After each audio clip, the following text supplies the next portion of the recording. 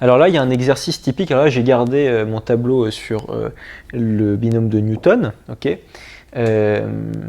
Donc allez voir la vidéo du binôme de Newton si vous ne l'avez pas vu. On va parler d'un résultat qui découle de ça, c'est lorsque vous faites la somme des k parmi n pour k allant de 0 jusqu'à n. Ok. Vous voulez calculer ça. Il y a beaucoup d'exos, enfin il y a beaucoup d'exos. Il y a cet exotype là, il vous demande calculer ça. Ça doit même être, j'allais dire, je vais vous donner le résultat et je vais vous expliquer pourquoi, mais ça doit figurer parmi vos formules vraiment à apprendre, pas par cœur, enfin le par cœur, j'aime pas du tout ça, mais genre vous voyez ça, vous connaissez le résultat direct, ok? Donc oui, c'est un peu du par cœur. Bon, bref. Ça, en fait, vous avez deux façons de le calculer. Soit vous faites une méthode de dénombrement qu'on verra plus tard, soit vous faites la technique du binôme de Newton. Pourquoi?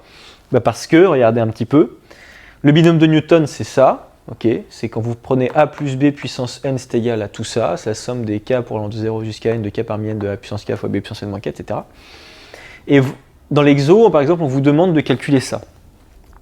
Et vous êtes d'accord que ça, en fait, c'est égal à la somme pour k allant de 0 à n du k parmi n fois 1 puissance k fois 1 puissance n moins k.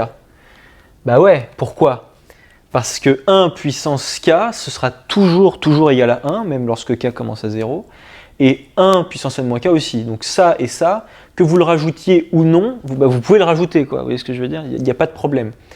Vous le rajoutez d'une façon artificielle pour faire apparaître, tadam, le binôme de Newton, une forme du binôme de Newton, où A, ici vous voyez là, A est égal à 1, et B ici est aussi égal à 1. Les deux sont égaux à 1, il n'y a pas de problème.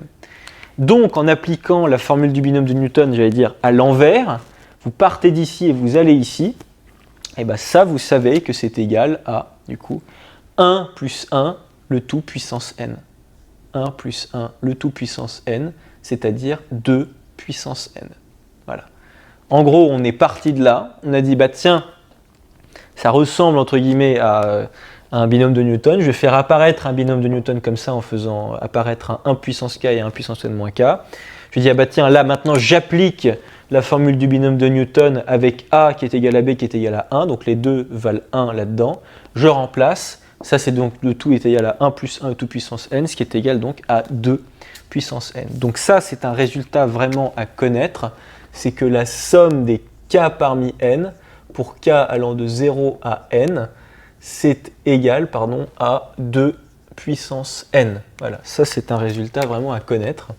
Et alors, il y a une deuxième méthode par dénombrement qui existe pour démontrer ce résultat-là, qui ne passe pas du tout par le binôme de Newton, qu'on verra dans un autre exo. Mais bon, voilà, c'est l'une des façons de trouver ce joli résultat. Oui, c'est assez joli quand même. C'est assez joli. Voilà.